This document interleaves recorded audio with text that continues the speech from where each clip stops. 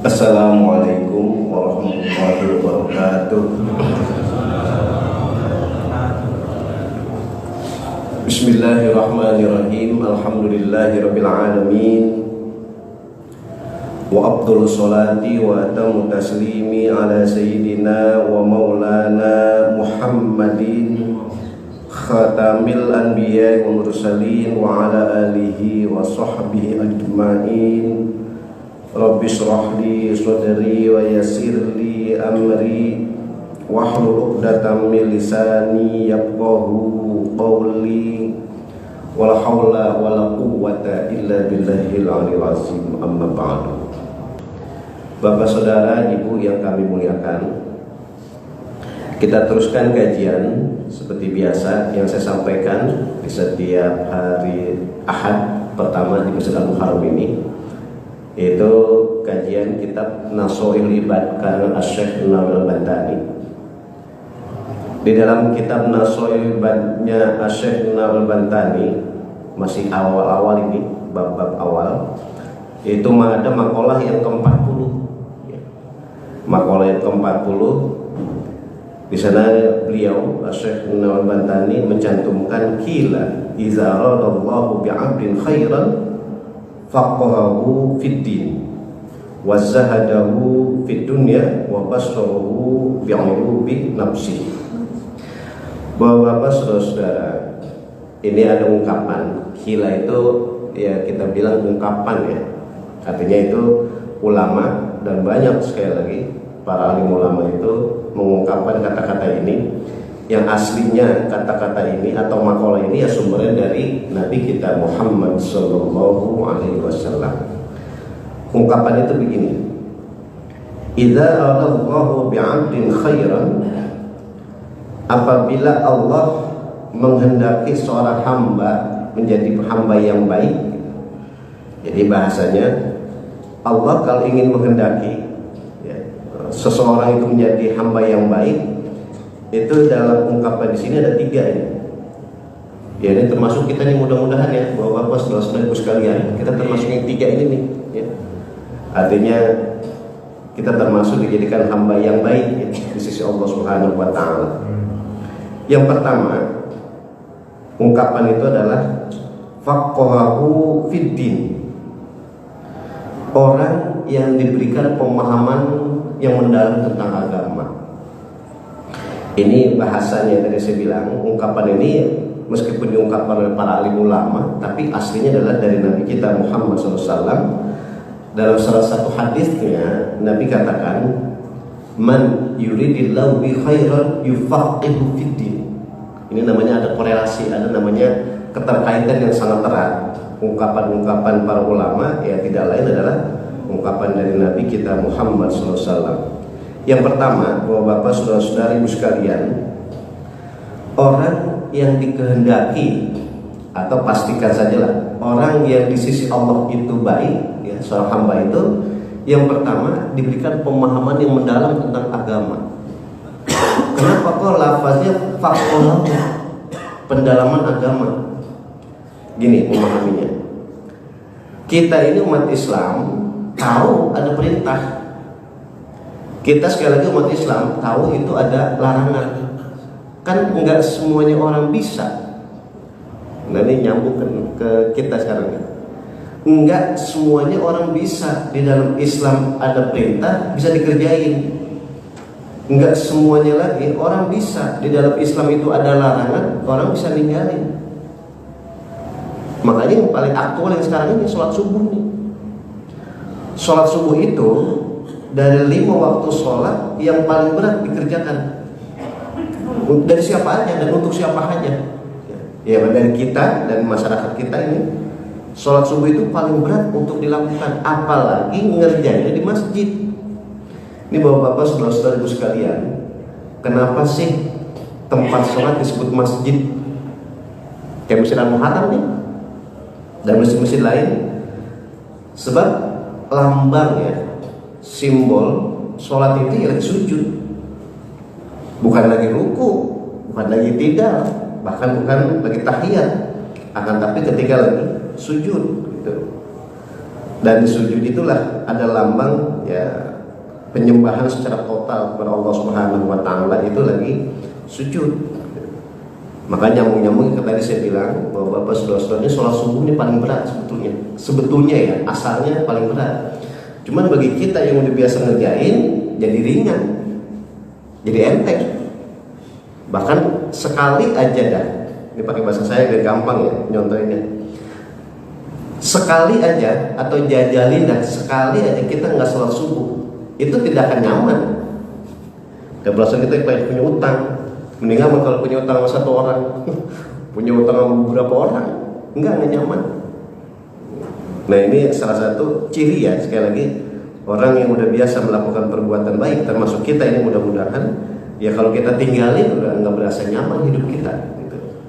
Ya bahasa kasar saya serba salah lah. Gitu. Nah, kalau biasa perbuatan baik kita lakukan, tapi sengaja ya kita nggak lakukan, luar biasa itu, tidak akan ada kenyamanan. Nah kembali tadi. Jadi ciri manusia ya, makanya nyebutnya bi'abdin, ciri manusia yang distatuskan baik oleh Allah, khairan itu baik ya, itu diberikan pemahaman tentang Islam yang mendalam. Kenapa lafaznya faqaha gitu, maksudnya tadi saya bilang kan, diartikan ada kita tahu larangan tapi malah dikerjain, kita tahu ada perintah malah ditinggalkan. Nah makanya kebalikan, kalau konsekuen gitu ya, istiqomah, konsekuen istiqomah melakukan perbuatan baik, nah itu namanya dalam bahasa sini faqahu fiddin.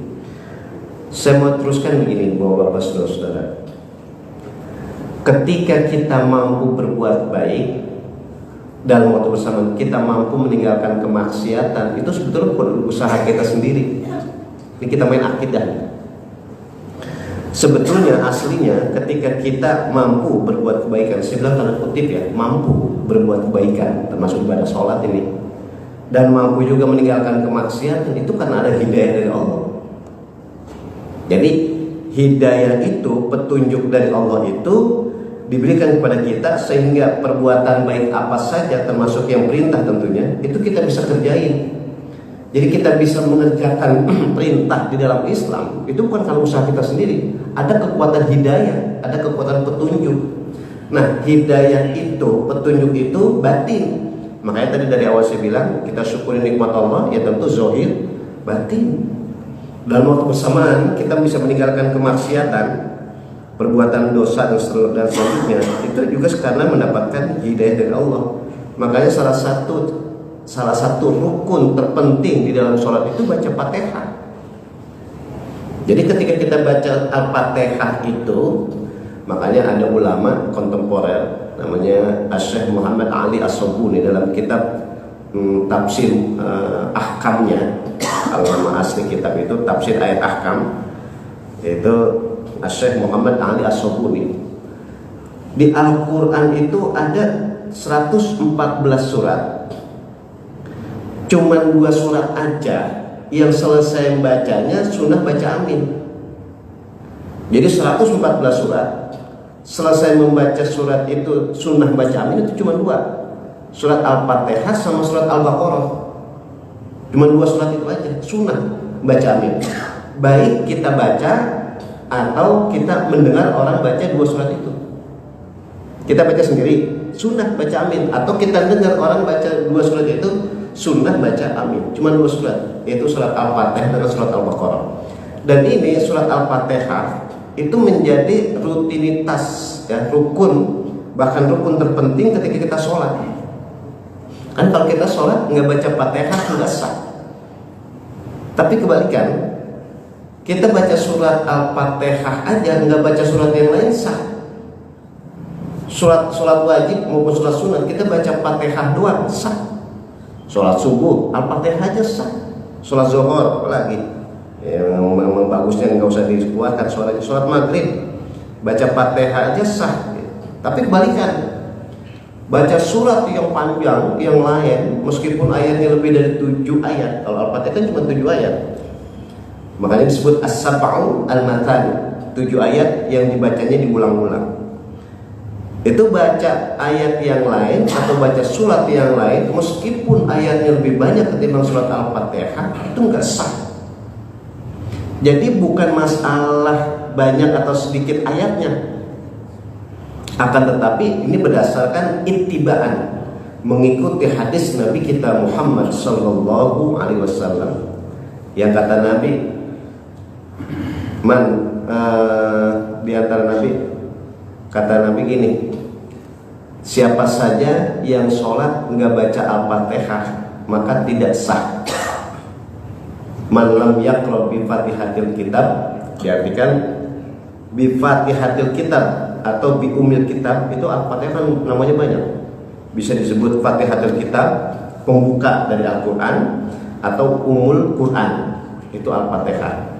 Man lam yaqra bi Fatihatil Kitab, siapa saja yang sholat tidak baca Al-Fatihah maka dikatakan tidak sholat. La sholata liman lam yaqra bi Fatihatil Kitab.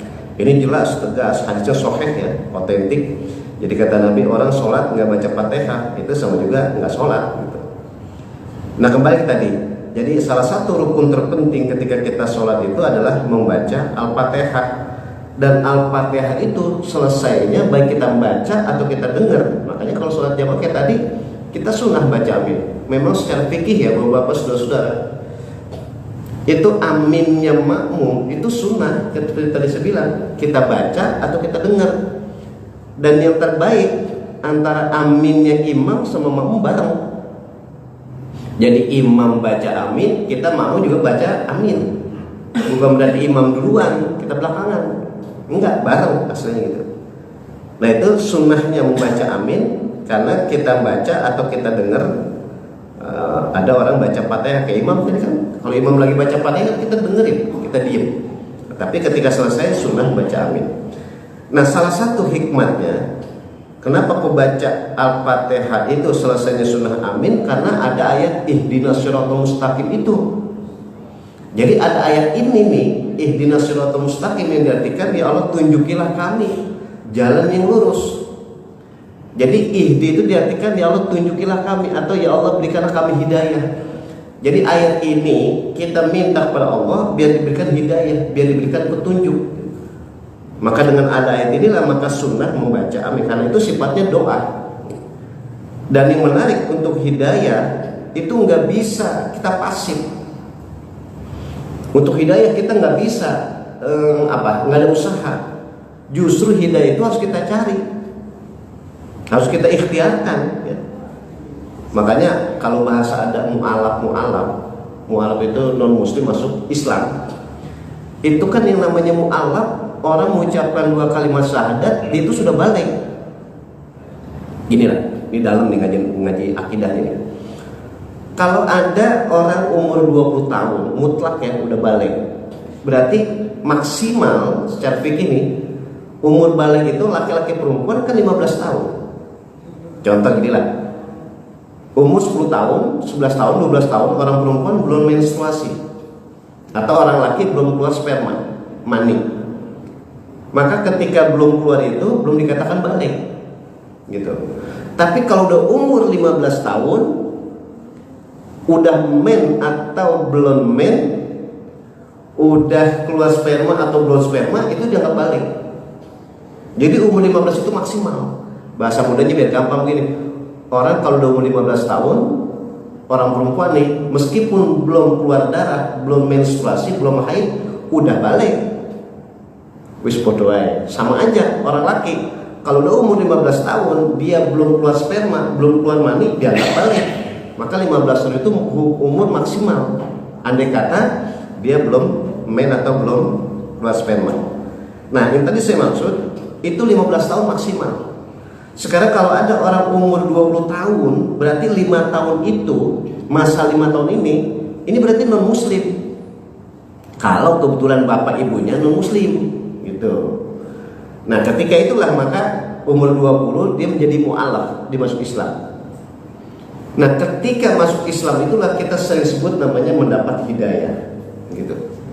Nah, hidayah ini artinya masuk Islamnya menjadi mu'alafnya, itu kan harus diikhtiarkan, harus usaha. Ya mungkin dia baca buku buku-buku tentang keislaman, dia bergaul dengan orang Islam, dia memahami status orang-orang Islam dan sebagainya, sehingga ada keterkaitan dirinya, ada kemantapan dalam batinnya, sehingga dia menjadi mu'alaf, dia masuk Islam. Itu disebut namanya ikhtiar untuk mendapatkan hidayah. Tapi kalau ada orang umur 20, 30, bapak ibunya non muslim, udah terserah, kalau memang saya dapat hidayah saya masuk Islam, ya nggak bakalan. Jadi intinya hidayah itu harus dicari gitu. Makanya ayat tadi ihdinas siratal mustaqim itu minta petunjuk atau tunjukilah, ya kita sendiri harus ikhtiar, kita harus usaha. Nah, ini sekali lagi lambang ya cara ngaji akidah bahwa hidayah itu memang harus dicari, diikhtiarkan. Nah, salah satunya hikmatnya kenapa sholat baca Al-Fatihah. Kalau kita sebagai, biar gampang lah, kalau kita sebagai anak kita konsekuen untuk hormat kepada orang tua, itu hidayah. Kalau kita status kapasitas kita sebagai suami konsekuen sayang sama istri, konsekuen memberi nafkah kepada istri, itu namanya hidayah. Seorang istri tetap hormat sama suaminya, peduli kepada suaminya, itu namanya hidayah. Pokoknya perbuatan baik apa aja kita kerjakan dan itu mudah, itu namanya hidayah dari Allah. Dan waktu bersamaan kemaksiatan apapun, perbuatan dosa apapun bisa kita tinggalkan dan itu enggak menjadi beban buat kita, itu juga mendapat hidayah. Nah, berarti kata-kata orang-orang yang mendapatkan hidayah itu disebut sebagai orang yang baik, dan itu ciri khasnya adalah faqahahu fiddin. Allah memberikan pendalaman ya, pemahaman secara mendalam tentang keislaman. Ini makanya dari awal saya bilang ciri ya bi'abdin khairan, seorang hamba yang baik itu adalah tadi diberikan pemahaman yang mendalam tentang Islam. Yang kedua, bahwa Bapak saudara-saudariku sekalian, kata ungkapan ini wazahadahu fid dunya, yang diartikan zahad ini.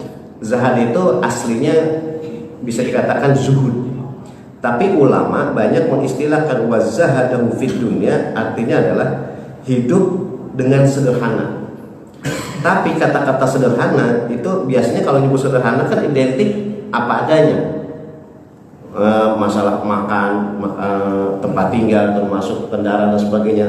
Sederhana itu kan kesan yang ringan gitu ya, yang murah-murah. Padahal pemahaman wazahadahu fid dunya, saya lebih cenderung ulama mengartikan adalah tidak sombong gitu. Jadi wazahadu fid dunya diartikan ciri orang yang distatuskan baik di sisi Allah adalah yang tidak sombong.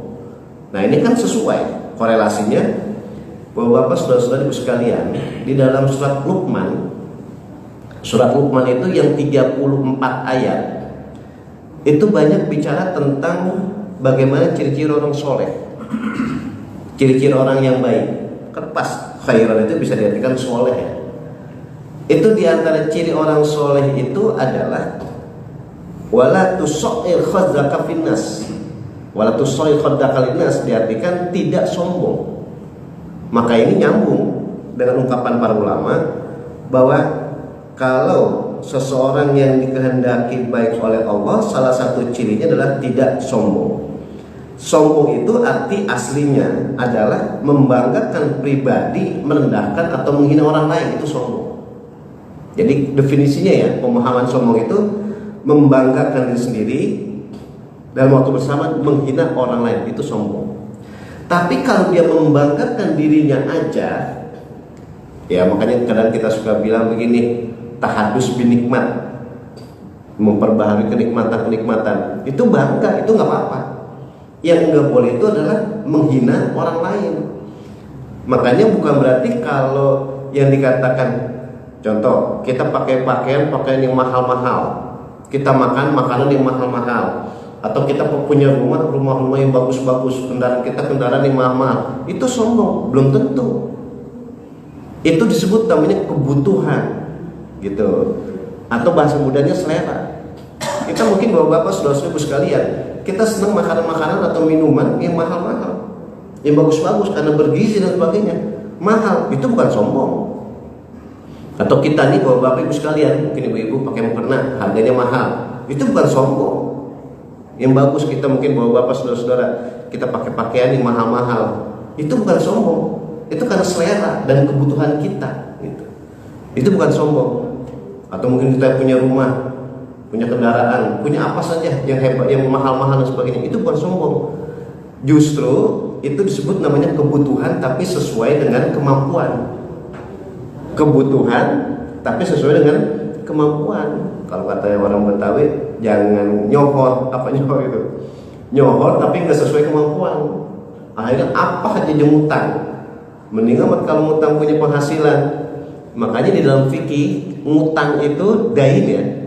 Dain itu ngutang itu terhormat. Itu mulia, orang ngutang itu mulia, terhormat. Yang penting ketika dia ngutang, dia minjem, dia punya jaminan. Entah penghasilannya untuk mencicil atau mengganti hutangnya, atau dia punya harta. Dalam waktu tempo tertentu dia akan ganti. Itu mulia. Yang enggak mulia itu satu, mencuri, yang kedua minta-minta. Kalau mencuri udah jelas dosa, minta-minta itu perbuatan yang dihina, dikecam oleh Islam. Makanya minta-minta itu apapun dan berapapun yang dia dapat itu dihina, dikecam oleh Islam. Enggak ada nilai keberkahannya. Simbol enggak ada keberkahannya. Orang kalau minta-minta jadi pengemis, dapatnya sedikit atau banyak tidak akan merasa puas. Maka tadi saya bilang, hutang itu bukan aib. Hutang itu mulia. Karena dia menghindari mencuri, menghindari dari untuk minta-minta. Tinggal tadi caranya ketika mengutang, ya, ngutang lah gitu.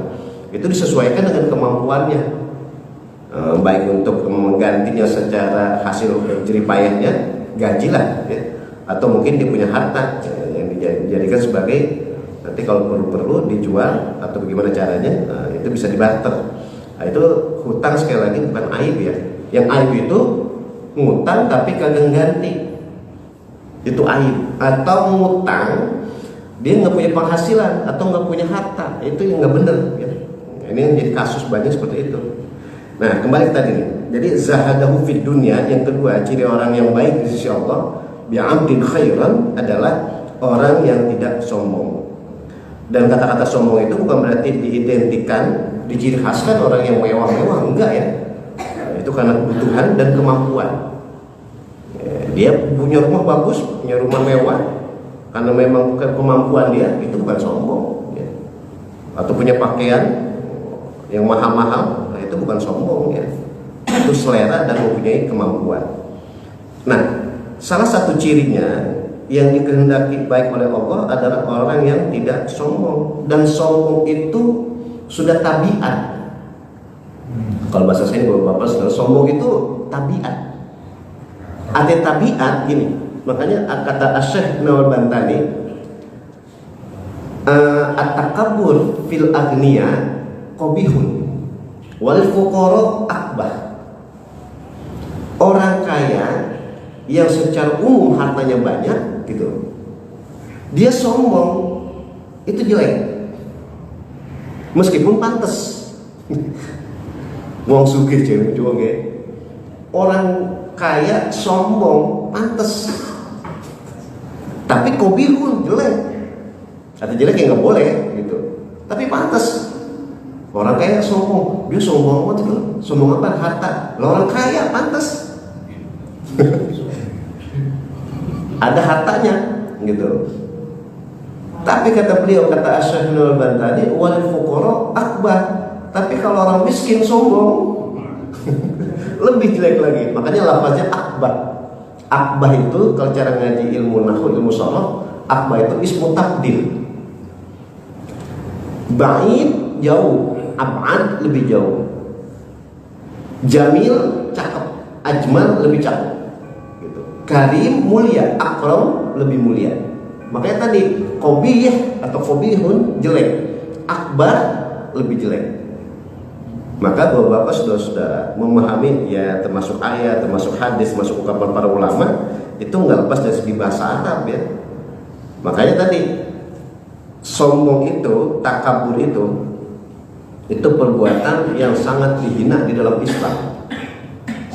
Sangat dihina di dalam Islam. Karena apa? Membanggakan diri sendiri kemudian menghina orang lain. Tapi kalau membanggakan diri sendiri nggak apa-apa. Apa contohnya? Tadi saya ungkapkan membanggakan diri sendiri. Namanya tahadus binikmat. Contoh, bapak-bapak, saudara-saudariku sekalian punya anak. Ya saya sama, ibu bapak sudah saya punya anak nih. Anak kita ketika tes untuk masuk kuliah, entah mau di universitas atau mungkin mau jadi tentara, mau jadi polisi, atau mungkin apa istilahnya kalau sekarang itu jadi pegawai itu PNS kan tes tuh. Pas ada cantum namanya lulus, kan bersyukur alhamdulillah lulus. Terus ngomong sama orang tuanya, ngomong sama temennya, sama saudara dan sebagainya dalam bentuk doa. Itu namanya tahadduts binikmat, boleh. Dan itu sebagai motivasi, penyemangat gitu. Yang kagak boleh pas lulus, wah anak saya lulus, kalau anak kamu sih nggak bakalan lulus. Kalau anak kamu payah, nah itu namanya takabur, membanggakan diri sendiri, merendahkan orang lain, itu namanya takabur. Tapi kalau untuk yang tadi nggak apa-apa, membanggakan diri sendiri. Tapi tipis ya, membanggakan diri sendiri dengan ditambahin menghina orang lain. Asal jangan sering-sering aja takabur apa? Fakhriyah itu membanggakan diri sendiri, jangan sering-sering. Khawatir ntar ujung-ujungnya merendahkan orang lain atau menghina orang lain. Nah, saya teruskan untuk masalah ini. Wazahadu fid dunya. Jadi orang dalam hidupnya itu tidak sombong. Kenapa nyebutnya tidak sombong?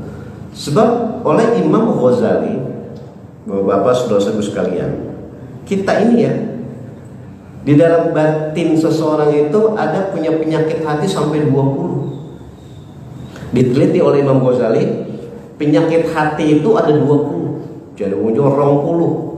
Bukan 2, bukan 3, 20 penyakit hati. Dari mulai takaburnya, dari mulainya namimahnya, ya, hasud, ya, dan sebagainya. Pokoknya penyakit hati itu ada 20 kan. Tapi induknya penyakit hati itu takabur. Artinya orang kalau udah punya sifat takabur, udah punya sifat sombong, maka 19 penyakit yang lain ada, ngikut. Kalau udah punya sifat takabur, sombong, maka 19 penyakit hati pasti ngikut. Ya kayak tadi dah, kalau orang kaya sombong kan pantas, kalau orang miskin kalau mau udah tabiatnya. Kalau bahasa saya ini, bahasa orang Betawi, emang dari sononya. Bukan yang kaya doang bisa sombong, yang miskin pun bisa sombong. Kalau kata orang Betawi, belagu. Gitu. Itu namanya tadi tabiat.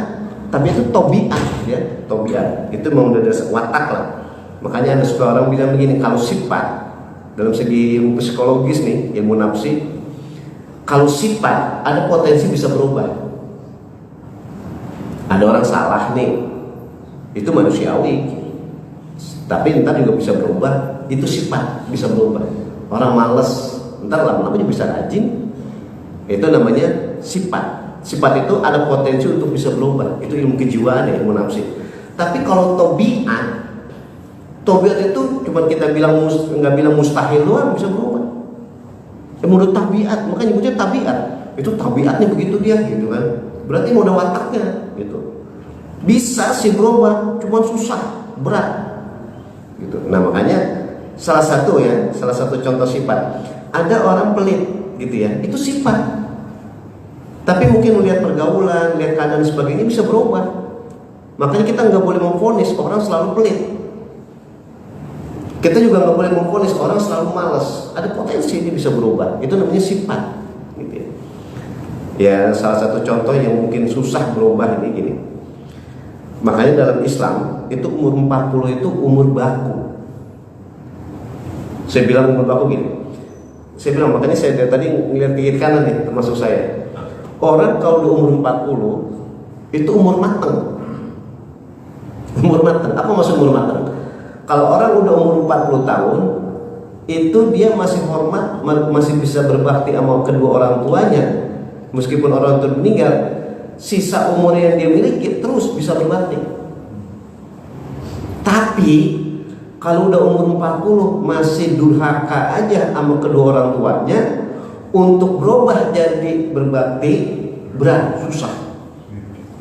40 tahun tuh, itu umur matang. Makanya kalau ada orang udah umur 40 tahun rajin ibadah secara spesifik, secara khusus ibadah sholat. Orang kalau udah umur 40 ke atas rajin ibadah sholat, maka sisa umurnya sampai mati dia pasti rajin sholat.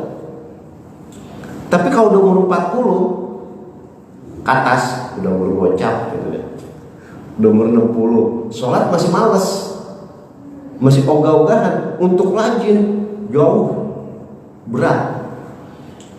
Maka di sini tersebut namanya umur 40 itu umur matang gitu. Udah umur 40 itu kalau udah matang udah gitu. Makanya tadi saya lihat ini bapak-bapak saudara-saudara ini rata-rata umur kita di atas gocap semua ini. Masalah kita bersyukur gitu maksudnya. Insya Allah umur kita umur aman ini.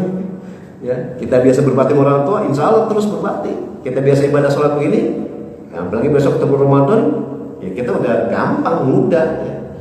Yang berat itu yang masih di bawah 40, yang perlu katanya perlu diperhatiin, perlu diperintah dan sebagainya. Di bawah umur 40, kalau kita sih nggak pakai disuruh udah. Dan ini kedua nih bapak-bapak, saudara-saudara, ibu-ibu sekalian. Jadi bi'amdin khairan, ciri hamba yang baik itu adalah yang kedua, kata ulama, orang yang mempunyai sifat tidak sombong. Tidak sombong itu kebalikannya adalah apa istilahnya kalau saya mau bilang rendah hati, ya, tawadu lah. Yang terakhir yang ketiga, wabasorohu bi'uyubin nafsi. Nah ini psikologis nih, kejiwaan, lebih khusus masalah akhlak.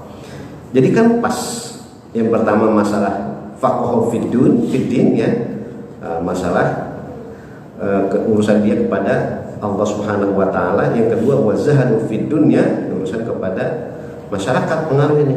Yang ketiga masalah akhlak. Wa basarahu bi'uyubin nafsi. Ciri orang yang baik di sisi Allah itu adalah wa basarahu diperlihatkan. Ini penting. Wa basarahu diperlihatkan bi'uyubin nafsi, tentang kekurangan dirinya sendiri. Gini maksudnya. Bapak-bapak, saudara-saudara, kita ini perlu ada simbol, ya. Perlu ada simbol. Memang manusia kan suka dengan simbol. Ini sepotong dulu nih.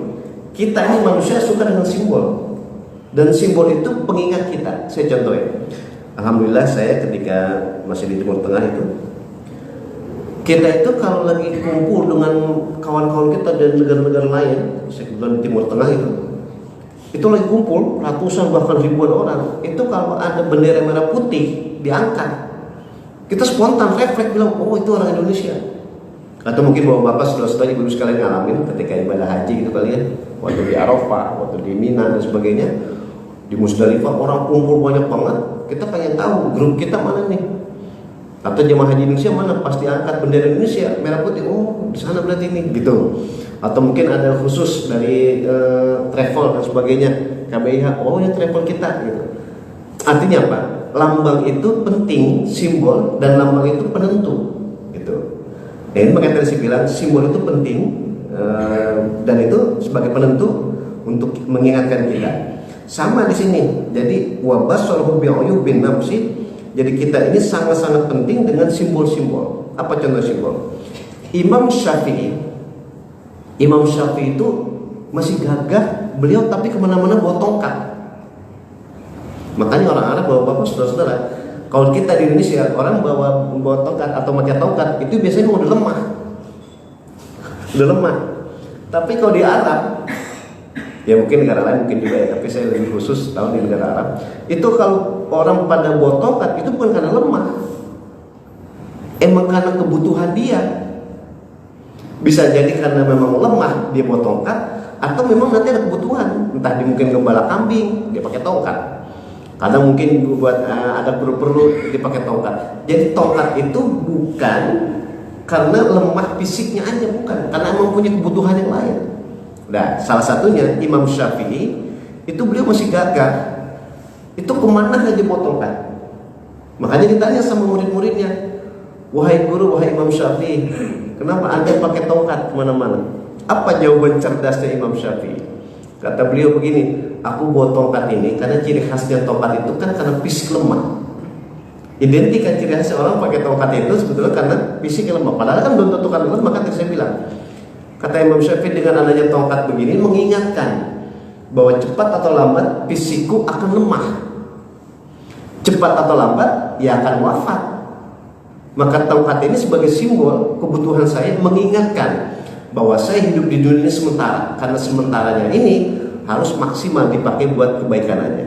Itu yang dimaksud wa bassaruhu bi'uyubin nafsi. Kita penting ada simbol. Dan simbol itu merupakan kebutuhan buat kita. Nah, salah satu contoh-contohnya tadi, manusia sopone wong, siapa hanya manusia, enggak ada yang enggak punya khilaf. Ya termasuk kita ini. Manusia enggak ada yang enggak pernah punya dosa. Manusia enggak ada yang enggak pernah berbuat salah. Pasti pernah. Minimal ya kalau kita di keluarga bisa berbuat salah sama istri, berbuat salah sama suami, berbuat salah sama anak. Bahkan kalau kita pada orang tua, kalau kepada orang tua bukannya pernah berbuat salah lagi, emang selalu berbuat salah udah. Kalau anak ke orang tua udah selalu berbuat salah gitu. Tapi di dalam ungkapan sini ciri orang yang dikehendaki baik oleh Allah di antaranya apa? Ingat tentang perbuatan-perbuatan salahnya. Jangan dibalik. Yang diingat perbuatan-perbuatan baiknya. Kalau yang diingat perbuatan-perbuatan baiknya, sombongnya akan netep. Ini penting nih Bapak Saudara sekalian. Kalau kita ingat perbuatan-perbuatan baik kita sama orang, akhirnya timbul takabur. Ingatnya sombong. Tapi kita disuruh ingat tentang kelemahan-kelemahan kita. Tentang mungkin kehilapan-kehilapan dosa yang pernah kita kerjain, sehingga itu sebagai tadi itu sebagai simbol bahwa mudah-mudahan ini menjadi penyesalan dan kita nggak ngulangin. Jadi menariknya, enggak ciri orang yang baik di sisi Allah Subhanahu wa taala orang yang ingat tentang perbuatan-perbuatan baiknya.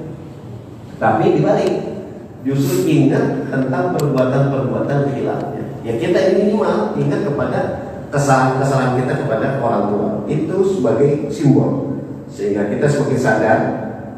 Ya apalagi kalau kita jiwai ya, Bapak Saudara, kalau kita jiwai ini, kita bisa bilang kita ini wajib mulai ibadah itu, wajib menghindari kemaksiatan itu kan pas balik umur 15 tahun maksimalkan tadi.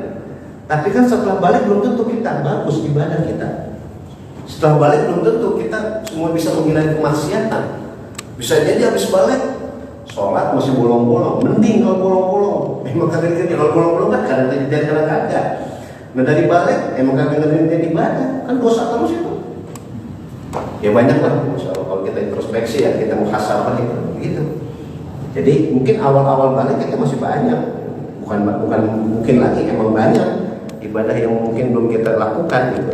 Atau dibalik kemaksiatan malah kita kerjakan terus gitu. Nah inilah salah satu hikmahnya kita baca ungkapan-ungkapan para ulama. Jadi yang ketiga sini ciri orang yang dikehendaki baik oleh Allah adalah diperlihatkan gitu tentang kekurangan-kekurangan dalam pribadinya. Jangan dibalik. Yang kita ingat perbuatan baik kita aja itu akan timbul takabur. Ya udah Bapak-bapak saudara-saudara sekalian, ini ya, intinya di dalam kitab Nasha'il Ibad karangan Asy-Syaikh Nawal Bantani. Jadi ciri orang yang dikehendaki baik oleh Allah itu ada 3 ya. Yang pertama diberikan pemahaman yang mendalam tentang Islam ya. Yang kedua diberikan sifat yang tidak sombong, tawadu. Berarti yang ketiga adalah diperlihatkan ya, mengingat terus tentang perbuatan-perbuatan khilaf atau salahnya. Ini 3 hal ya, yang ciri khasnya sebagai orang yang baik di sisi Allah Subhanahu